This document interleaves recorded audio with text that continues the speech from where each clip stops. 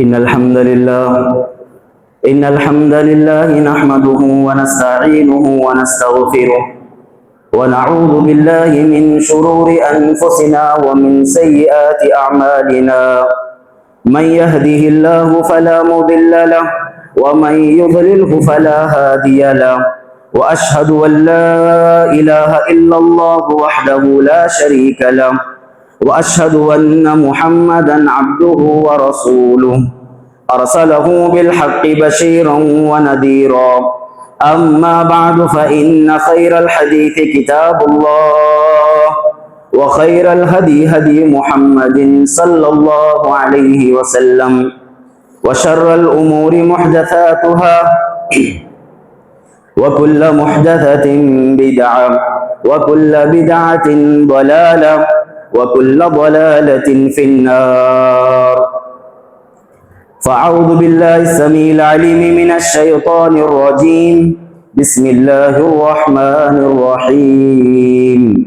يا أيها الذين آمنوا اتقوا الله حق تقاته ولا تموتن إلا وأنتم مسلمون. يا أيها الناس اتقوا ربكم الذي خلقكم من نفس واحدة وخلق منها زوجها وبث منهما رجالا كثيرا ونساء واتقوا الله الذي تساءلون به والأرحام إن الله كان عليكم رقيبا. يا أيها الذين آمنوا اتقوا الله وقولوا قولا سديدا يصلح لكم أعمالكم ويغفر لكم ذنوبكم ومن يطع الله ورسوله فقد فاز فوزا عظيما. وقال الله تبارك وتعالى في القرآن المجيد ولتكملوا العدة ولتكبروا الله على ما هداكم ولعلكم تشكرون. حاضرین جمعہ، پردہ نشین خواتین اسلام، تمام قسم کی تعریف، بڑائی، بزرگی، حمد و ثنا اس اللہ رب العالمین کے لیے لائق و زیبا جس اللہ رب العالمین نے لاکھوں ان گنت اللہ تعالیٰ نے ہم پر احسانات فرمائے. اللہ تعالیٰ نے وقتاً فوقتاً ہماری رشد و ہدایت کے لیے اپنے انبیاء علیہ السلام کو اللہ تعالیٰ مبعوث فرماتا رہا. ان تمام انبیاء علیہ السلام پر درود و سلام ہو، خصوصاً جناب محمد الرسول اللہ صلی اللہ علیہ وسلم پر. اللہم صلی علی محمد وعلی آل محمد کما صلیت علی ابراہیم وعلی آل ابراہیم انکا حمید مجید. اللہم بارک علی محمد وعلی آل محمد کما بارکت علی ابراہیم وعلی آل ابراہیم انکا حمید مجید. حاضرین جمعہ، خطبہ مسنونہ کے بعد سورہ بقرہ کی ایک آیت تلاوت میں نے فرمائی جس میں اللہ تعالیٰ نے جہاں رمضان کے احکام و مسائل بیان کیے، جہاں اللہ تعالیٰ نے روزے کے بارے میں بتایا، تو وہیں اللہ تعالیٰ نے یہ بات بتائی کہ جب تم ان ایام کو مکمل کر لو، ان عبادتوں کے دنوں کو جب تم ایک گنتی کی دنوں کو پورا کرو، وَلِتُكْمِلُوا الْعِدَّةَ وَلِتُكَبِّرُوا اللَّهَ، جب تم ان ایام کو مکمل کر لو تو اللہ تعالیٰ کی تکبیر بیان کرو، اللہ تعالیٰ کی حمد بیان کرو، اللہ تعالیٰ کی تحلیل بیان کرو، لعلکم تشکرون، تاکہ تم پر شکر اللہ تعالیٰ تاکہ تم شکر گزار بن جاؤ. یہاں یہ بات بتانا مقصود سمجھتا ہوں کہ جو ماہ رمضان اللہ تعالیٰ نے ہمیں نوازا، ان ماہ مبارک میں اللہ تعالیٰ نے عبادتوں کرنے کی توفیق سے بھی نوازا. ہم میں سے بہت سے لوگ ہیں جنہوں نے روزے کو رکھا، ہم میں سے بہت سے لوگ ہیں جنہوں نے تراویح کا اہتمام کیا، ہم میں سے بہت سے لوگ ہیں جنہوں نے صدقہ و خیرات کا اہتمام کیا، ہم میں سے بہت سے لوگ ایسے ہیں جنہوں نے قرآن مجید کی تلاوت فرمائی، ہم میں سے بہت سے لوگ ایسے ہیں جنہوں نے اللہ تعالیٰ کے ذکر و اذکار میں ان دنوں کو گنایا. اللہ تعالیٰ کی یہ توفیق ہے کہ اللہ تعالیٰ نے ان اعمال کو ہم سے کرایا. لیکن بتانا مقصود یہ ہے عمل کرنا بڑی بات نہیں ہے، عمل کا قبول ہونا بڑی بات ہے. اللہ کے دربار میں عمل کوئی نہ کوئی کر لے گا. میں بھی عمل کر رہا ہوں، آپ بھی عمل کر رہے ہیں، دنیا کا کوئی اور انسان بھی عمل کر رہا ہے، عبادتوں کا کرنا کمال نہیں ہے، اللہ تعالیٰ کے یہاں کمال عبادتوں کی قبولیت کا ہے کہ اللہ تعالیٰ نے جس کی راہ میں تم نے عبادتیں کی ہیں، ماہ رمضان میں روزے رکھے، صدقہ و خیرات کیا، تراویح کا اہتمام کیا، صدقہ و نوافل تمام کیے، لیکن تمہاری عبادتیں کیا قبول ہوئی؟ کیا تمہاری عبادتیں اللہ تعالیٰ نے شرف قبولیت سے نوازا؟ یہ اہم ہے، اعمال کی قبولیت کی فکر کرنا۔ حضرت علی رضی اللہ عنہ کے بارے میں آتا ہے، فرماتے ہیں کہ اعمال کے کرنے سے زیادہ اہم یہ ہے کہ اعمال کی قبولیت کی فکر کرو، کہ جو عمل تم اللہ کی راہ میں کر رہے ہو اس سے زیادہ بڑھ کر کے یہ ہے کہ تم اعمال اللہ کے دربار میں قبول ہوا نہیں ہوا یہ دیکھو۔ یہ اصل کامیابی ہے، یہ اصل کام ہے۔ اللہ تعالیٰ نے ان اہل جنت کے بارے میں بتایا جو لوگ اللہ تعالیٰ کی نعمتوں کو اپنانے کے بعد، اللہ تعالیٰ کی عبادتوں کو کرنے کے بعد اللہ کا شکر ادا کرتے ہیں۔ پہلا کام یہ ہونا چاہیے کہ ماہ رمضان کے گنے چنے جو چند دن ہمارے پاس ہیں، یہاں ہم اللہ تعالیٰ کا شکر ادا کریں کہ اللہ تعالیٰ شکر ہے کہ اللہ تعالیٰ تو نے ہمیں عبادت کرنے کا موقع نصیب فرمایا، اے اللہ تعالیٰ تو نے ہماری عبادتوں میں، اے اللہ تعالیٰ تو نے اخلاص لایا۔ یہ اللہ تعالیٰ سے توفیق مانگے اور اللہ تعالیٰ کا شکر ادا کریں۔ اہل جنت جب جنت میں جائیں گے اللہ تعالیٰ بدلے کی شکل میں جنت سے نوازے گا، کہیں گے الحمدللہ الذی ہدانا لہذا، اللہ تعالیٰ شکر ہے، تمام تعریفیں اس اللہ کے لیے جس نے ہمیں جنت دیے، ہمارے اعمال کے بدلے جنت اللہ تعالیٰ نے نوازا۔ تو یہاں اہل جنت اللہ تعالیٰ کا شکر ادا کریں گے۔ تو پہلی بات یہ معلوم ہوئی کہ ہم جو اعمال کر رہے ہیں ان اعمال میں سے سب سے پہلے اللہ تعالیٰ کا شکر ادا کریں۔ یہ اہل ایمان کی ایک علامت یہ بتائی گئی کہ وہ اللہ تعالیٰ کا شکر ادا کرتے ہیں۔ اور دوسری بات یہ بتائی گئی کہ جو عمل ہم کر رہے ہیں یہ عمل کرنے کے بعد آپ عمل کی دعا کریں اللہ تعالیٰ سے، اللہ تعالیٰ سے قبولیت کی دعا کریں۔ عمل کرنا کافی نہیں ہے، عمل کے بعد عمل کی دعا ہونا ضروری ہے۔ دیکھیں اللہ تعالیٰ نے وَاتَّخَذَ اللَّهُ إِبْرَاهِيمَ خَلِيلًا کہ اللہ تعالیٰ نے ابراہیم علیہ السلام کو اپنا خلیل بنایا، اللہ تعالیٰ نے اپنا لگتے جگر، اپنا جگری دوست بنایا۔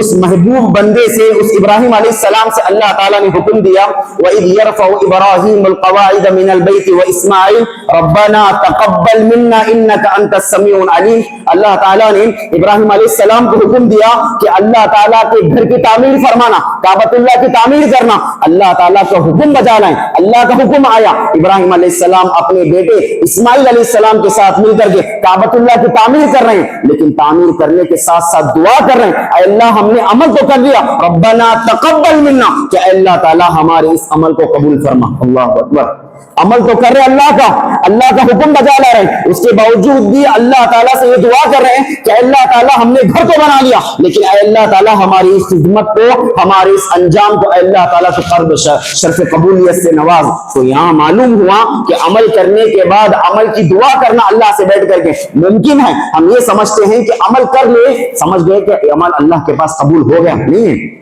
ہر عمل اللہ کے پاس قبول نہیں ہوگا، ہر کوئی عمل اللہ کے پاس قبول نہیں ہوگا۔ اسی لیے یہاں بات بتائی گئی، عمران کی بیوی کو اللہ تعالیٰ نے کہا انی نذرت لک ما فی بطنی محررا فتقبل منی۔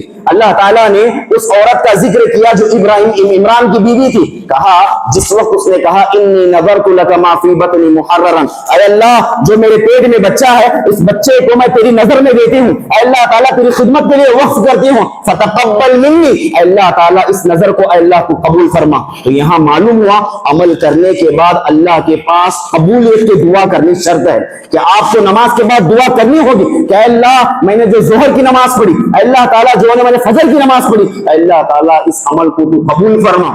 قیامت کے دن جن لوگوں کا اعمال سب سے پہلے شروع ہوگا، قیامت کے دن جن لوگوں کا حساب و کتاب سب سے پہلے شروع ہوگا وہ 3 قسم کے لوگ ہوں گے۔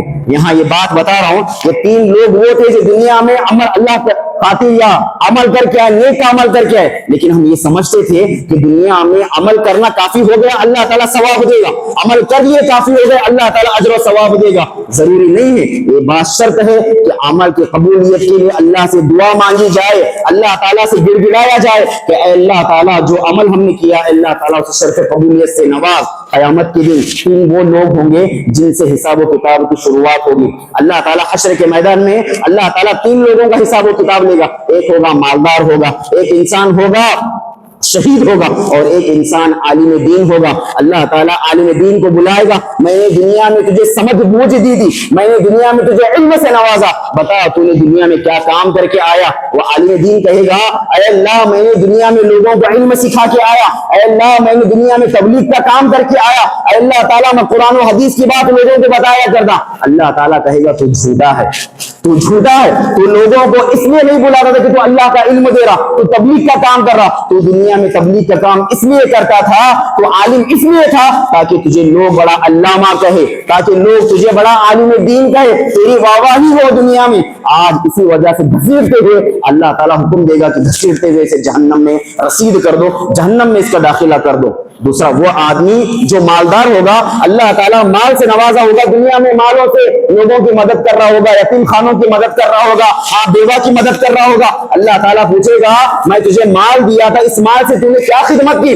वो आदमी कहेगा अल्लाह ताला मैंने तो दुनिया में लोगों की मदद करके आया हूँ, फकीर और मोहताज और मिस्कीनों की मदद करके आया हूँ। अल्लाह ताला कहेगा तू झूठा है, तो झूठा है, तूने अमल तो करके आया, लेकिन अमल के पीछे तेरा मकसद ये था कि लोग तुझे बड़ा मालदार समझे, लोग तेरी वाहवाही करे, तेरे चर्चे हो गली मोहल्ले में। अल्लाह ताला बोलेगा घसीटते हुए जहन्नम में डाल दो। और तीसरा वो आदमी जो शहीद होगा, बहादुर होगा, अल्लाह की राह में लड़ करके आया, बड़ी जवामर्दी के साथ, बड़ी बहादुरी के साथ लड़ करके आया होगा और अल्लाह ताला के पास समझ रहा होगा कि मैं शहीद के दर्जे को पहुंच गया हूं। अल्लाह ताला बोलेगा तू शहीद जो होकर के आया वो अल्लाह के दीन के खातिर नहीं, वो अल्लाह ताला राह के लिए नहीं, बल्कि तू शहीद इसलिए होकर के आया था ताकि लोग तुझे बड़ा बहादुर समझे, ताकि लोग तुझे बड़ा शहीद समझे।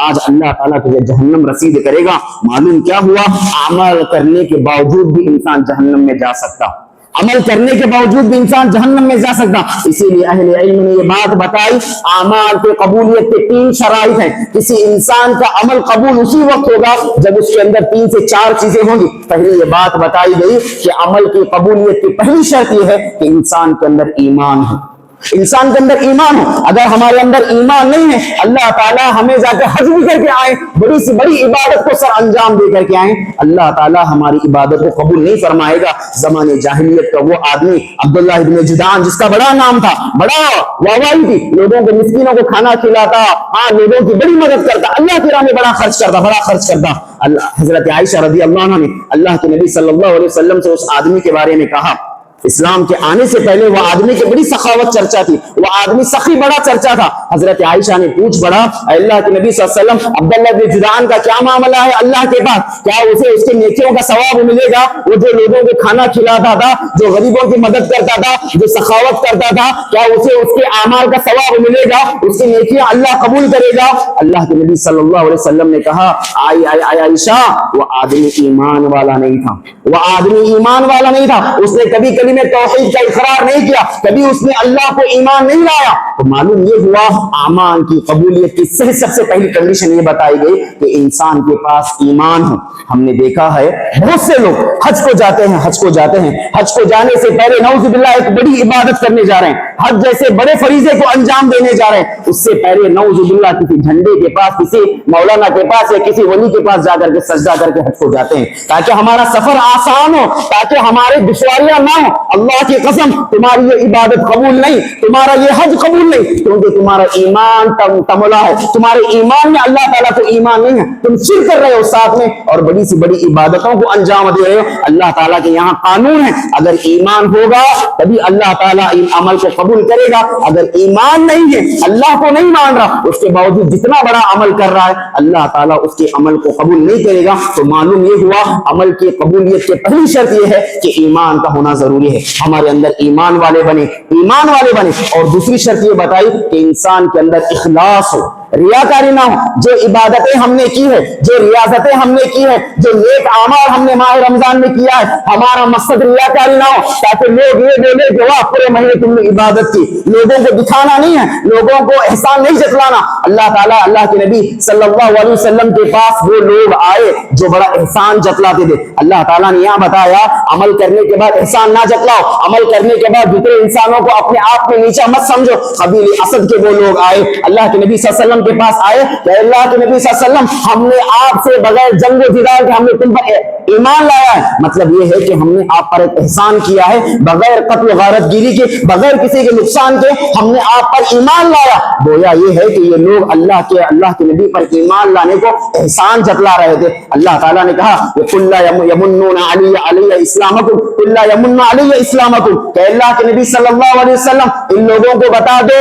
جو احسان جتلاتے ہیں تم پر ایمان لا کر کے, ان کو کہہ دو قُلْ لَا تَمُنُّ عَلَيَّ إِسْلَامَكُمْ تم اپنے آپ کو مجھ پر اسلام لا کر کے احسان مت لاؤ, بل اللہ یمن علیکم ان ہداکم للایمان ان کنتم صادقین, بلکہ اللہ نے احسان کیا ہے تم پر کہ اللہ تعالیٰ نے تمہیں ہدایت سے نوازا. اللہ کا احسان یہ ہے کہ اللہ تعالیٰ نے ایمان جیسی دولت سے تمہیں نوازا. تو معلوم کیا ہوا, نیک عمل کرنے کے بعد انسان دوسروں کو حقیر نظر سے نہ دیکھے, دوسرے انسانوں کو کمتر نہ سمجھے. آپ نے عبادتیں کر لی ہیں, آپ نے اللہ کی عبادت کرنے, اب آپ کو احسان جتلانے کی ضرورت نہیں ہے, دوسروں کو انسانوں کو نیچا دکھانے کی ضرورت نہیں ہے. اور اسی طرح یہ بھی بتایا گیا کہ تمہاری عبادتوں میں اخلاص ہو, خالص اللہ کے لیے وہ عمل ہو, ریاکاری نہ ہو, دکھاوا نہ ہو. اللہ کے نبی صلی اللہ علیہ وسلم نے کہا من صلی یرائی فقد اشرک, جس انسان نے دکھاوے کے لیے نماز پڑھا گویا اس نے شرک کیا.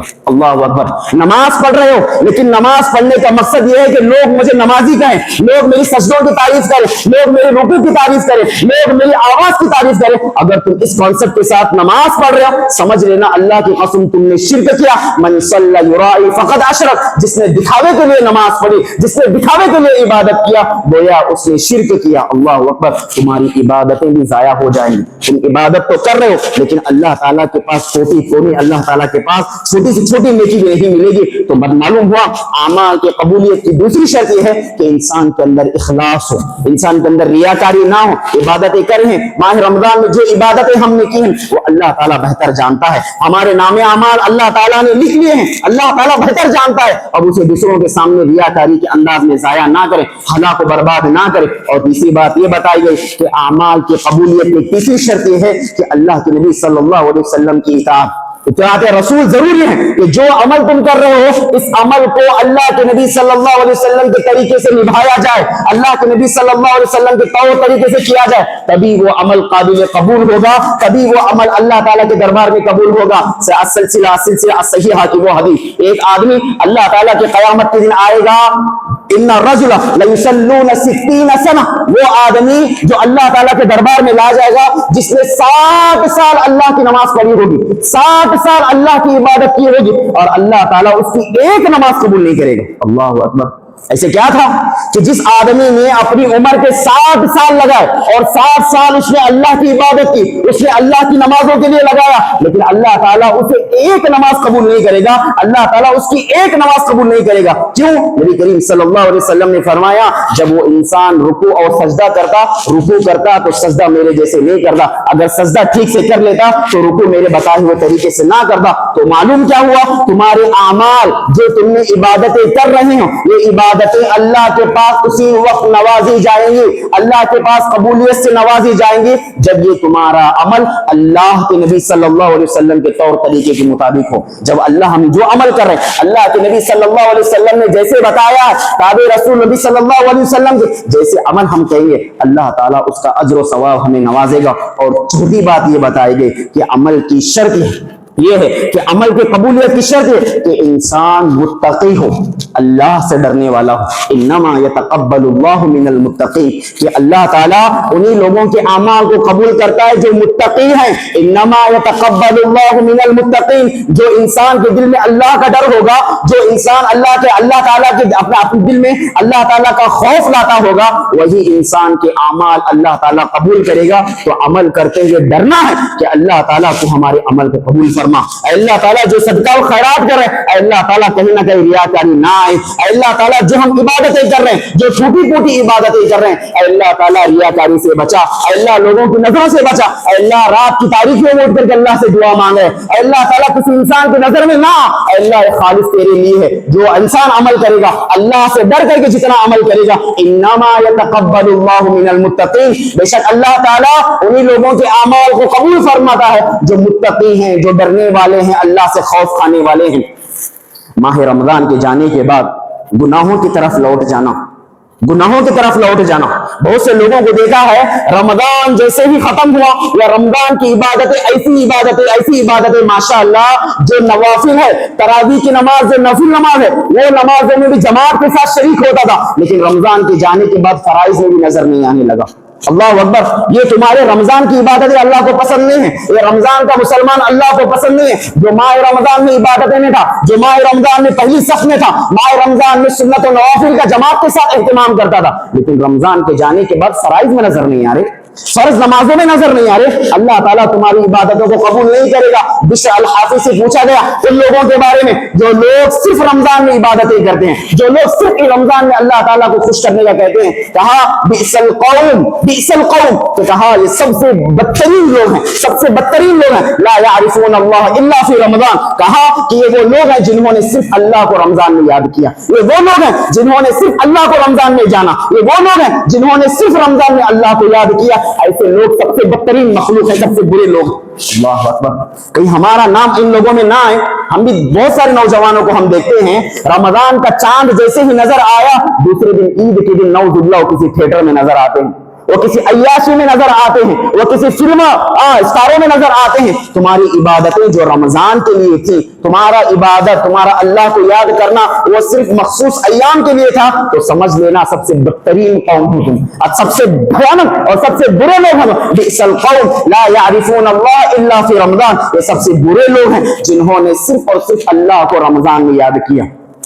بہت سے لوگ ایسے ہیں جن کی عبادتوں کا شوق ماہ رمضان میں سبحان اللہ، کئی گھروں کو ہم نے دیکھا ہے اپنی ٹی وی کو اٹھا کر کے رکھ دیتے ہیں ماہ رمضان، جیسے ہی رمضان کا چاند نظر آیا ٹی وی بند، گھر میں کوئی اچھا سے اچھا سیریل بھی نہیں دیکھتے۔ اتنا اعلیٰ معیار ان کے اندر تقوی کا آتا، ایمان ان کا اتنا ہائی لیول کا ہوتا کہ اپنے گھروں میں ٹی وی کو بھی نہیں دیکھتے، لیکن جیسے ہی رمضان چلے جاتا وہ اپنے گھروں میں ٹی وی وہی پرانا سسٹم چالو کرتے، وہی پرانی روش، وہی پرانی معصیت، تعود الی المعصیہ، کہ گناہوں کی طرف لوٹ جانا یہ ان لوگوں کا شیوا ہے۔ تو سمجھ لینا تمہاری عبادتیں قبول نہیں ہوئی۔ اللہ تعالیٰ کے یہاں ایک فیصلہ ہے، یا اسلاف نے یہ بات بتائی، ہم میں سے علماء نے بات بتائی کہ اللہ تعالیٰ کسی عمل کو قبول کرتا پھر اللہ تعالیٰ عمل کی توفیق دیتا۔ اگر تمہارے عمل قبول ہیں تو 11 مہینے بھی تمہاری حال چال ایسے ہی رہیں گے۔ بات سمجھ لینا، رمضان کے بعد اگر تم عبادتیں کر رہے ہیں، رمضان کے بعد شوال کے 6 روزے اگر تم رہ رہے ہیں تو سمجھ لینا اللہ تعالیٰ نے ماہ رمضان کے روزے قبول فرمائے اور اللہ تعالیٰ نے شوال کے 6 روزے رکھنے کی توفیق عطا فرمائی۔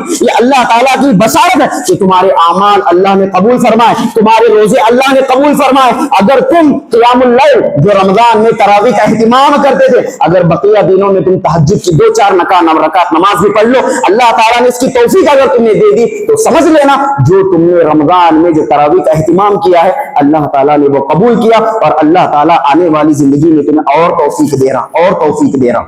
یہ بات سمجھ میں آئی کہ اللہ تعالیٰ پہلے عمل کو قبول کرتا پھر اللہ تعالیٰ کرنے کی توفیق دیتا۔ تو یہاں اسلاف نے یہ بات بتائی جو انسان کے اعمال قبول نہیں ہوتے اس کی بھی یہ پہچان یہ ہے کہ وہ انسان رمضان کے بعد گناہوں کی طرف لوٹ جاتا۔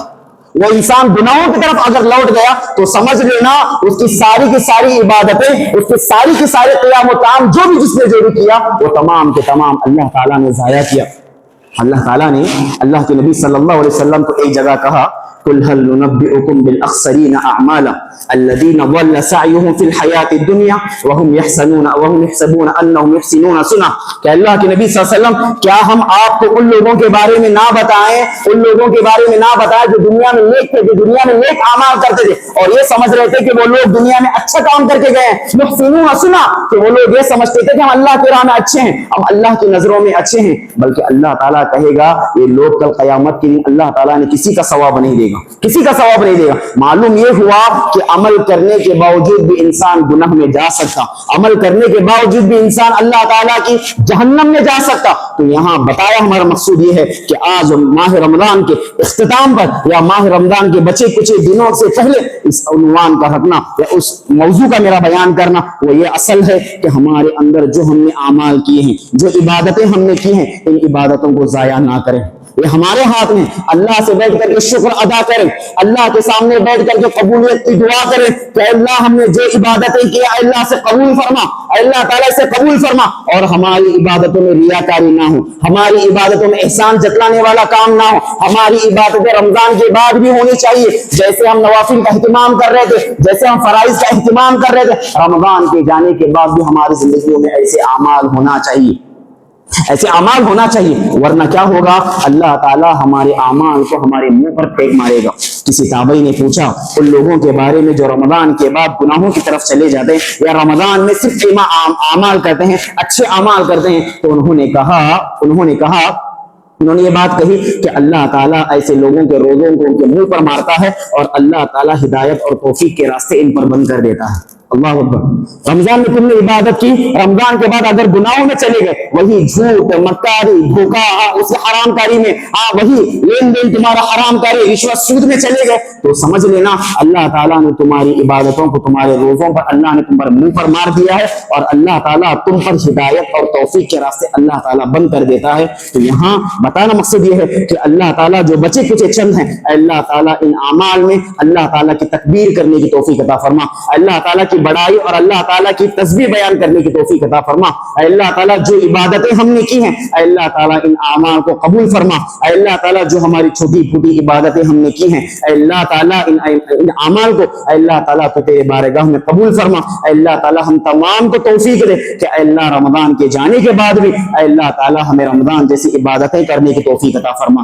رمضان یہی کہے گا کہ اے لوگوں میں تو چلے جا رہا ہوں, نمازوں کو باقی رکھنا. رمضان کہے گا اے لوگوں میں تو جا رہا ہوں, اے لوگوں نمازوں کا پابندی کرنا. اے اللہ تعالیٰ جس طرح رمضان میں اللہ سے ڈرتے تھے, میرے جانے کے بعد بھی اللہ سے اسی طرح ڈرنا. جس طرح میرے رہتے ہوئے سنت و نوافل کا ذکر و اہتمام کا, تلاوت قرآن مجید کا ہے, جیسے تم اہتمام کر رہے تھے, میں تو چلا جاؤں گا, تمہاری عبادتیں باقی رہیں گی, تمہاری عبادتیں باقی رہیں گی. وہی ذکر و اذکار کرتے رہنا, وہی نمازیں پڑھتے رہنا, وہی سنت و نوافل کا اہتمام کرتے رہنا, وہی اللہ تعالیٰ کے قرآن مجید کی تلاوت کرتے رہنا. یہ رمضان کا پیغام ہے, میں تو چلا جاؤں گا, تمہاری عبادتیں تمہارے ساتھ باقی رہیں گی. تو اللہ تعالیٰ سے دعا ہے کہ اللہ تعالیٰ کہی ہوئی باتوں سے اللہ تعالیٰ مجھے اور آپ کو عمل کرنے کی توفیق عطا فرما. اللہ تعالیٰ بچا کچھ رمضان خوب سے خوب عبادتیں کرنے کی توفیق عطا فرما. اللہ تعالیٰ ہمارے بچوں کی اصلاح فرما. اللہ تعالیٰ ہمارے نوجوانوں کی اصلاح فرما. اللہ تعالیٰ ہماری نوجوان لڑکیوں کی حفاظت فرما. اللہ تعالیٰ مسلمانوں کی حفاظت فرما. اللہ تعالیٰ ہر چار جانب سے ہماری حفاظت فرما. وما علینا الا البلاغ المبین.